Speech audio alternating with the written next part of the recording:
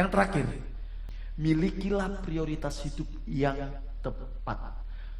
Apapun yang saudara lakukan, perhatikan, apapun yang saudara lakukan, pertimbangkan dampak kekekalannya.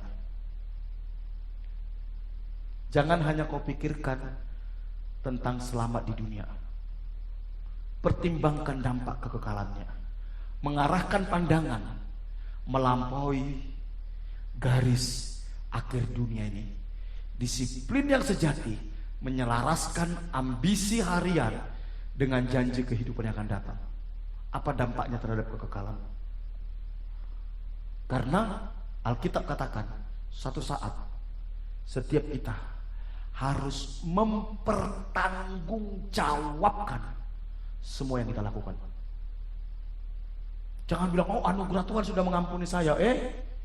Kalau engkau sadar anugerah Tuhan, engkau tidak akan main-main dengan dosa. Kalau engkau tahu ada anugerah Tuhan, engkau main-main dengan dosa, engkau menginjak-injak, menghina anugerah Tuhan. Anugerah itu mahal, saudara. Perhatikan dampak kepada kekekalannya. Kalau saya seperti ini, Tuhan berkenan atau tidak? Bagaimana dampak kekekalannya? Miliki prioritas hidup yang benar. Apa artinya engkau memiliki seluruh dunia ini, tapi jiwamu binasa? Alkitab bilang, saudara, mari, kalau kita punya prioritas hidup yang benar, pasti kita bugar. Survei membuktikan kebanyakan orang menghabiskan waktu dan energinya untuk hal-hal yang kurang penting. Dalam hidup ini ada yang terpenting, ada yang penting, ada yang kurang penting, ada yang tidak penting. Kebanyakan orang, kenapa hidupnya nggak berkualitas?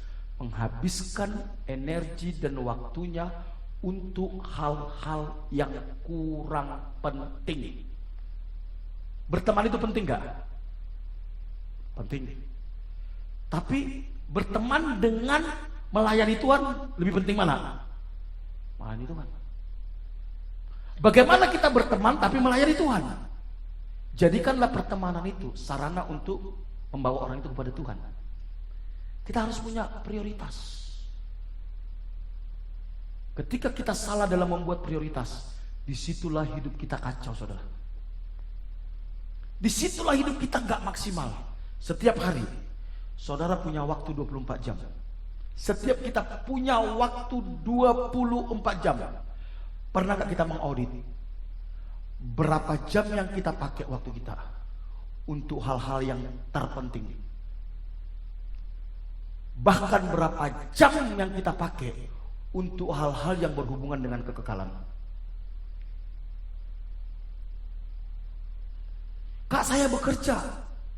Kalau engkau jadikan pekerjaanmu tempat pelayananmu, berarti pekerjaanmu itu berhubungan dengan kekekalan. Tapi kalau pekerjaanmu hanya engkau pakai hanya untuk cari uang, pekerjaanmu itu untuk perkara-perkara dunia. Bagaimana caranya Kak pekerjaan saya berhubungan dengan kekekalan? Nama Tuhan dipermuliakan lewat hidupmu di pekerjaanmu. Engkau menjadi berkat dan lewat hidupmu banyak orang memuliakan Tuhan di pekerjaanmu. Itulah pekerjaan menjadi sarana kekekalan. Tapi kalau nama Tuhan dipermalukan gara-gara hidupmu engkau bekerja di situ, wow, engkau hanya cari cuan, enggak peduli apakah Tuhan dipermuliakan atau tidak, yang penting saya cuan. Disitulah engkau hanya memperhatikan perkara-perkara duniawi. Mari kita punya prioritas yang benar. Sekolahmu bisa menjadi tempat engkau melayani Tuhan. Tempat pekerjaanmu bisa menjadi engkau tempat melayani Tuhan. Rumah tanggamu tempat engkau melayani Tuhan. Tapi kita harus dalam kebenaran.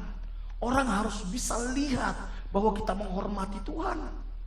Orang harus bisa melihat kita ditunduk dan hormat kepada firman Tuhan. Baru mereka bilang, oh betul. Kenapa dia kayak gitu? Karena dia menghormati Tuhannya. Karena dia takut akan Tuhannya. Sehingga orang lain pun dibawa melihat Tuhan. Bukankah itu yang terjadi kepada Daniel, Sadrak, Mesak, Abednego? Mereka ke sana bekerja. Ke daerah Persia, Turki, Iran sekarang, saudara. Tapi karena mereka menghormati Tuhan di situ, Mereka tidak menyayangkan nyawanya. Mereka memilih gua singa. Mereka memilih api yang menyala-nyala daripada tidak tunduk sama Tuhan. Akhirnya raja percaya kepada Tuhan lewat mereka, saudara. Mari kita bangun konsep kerajaan Allah dalam hidup kita. Kita menjadi umat yang kudus, yang dikhususkan hanya untuk kepentingan Tuhan. Jadi siklusnya ini, saudara, asupannya benar. Dari asupannya benar ada apa? Praktek nyata, baru arahkan kepada kekekalan.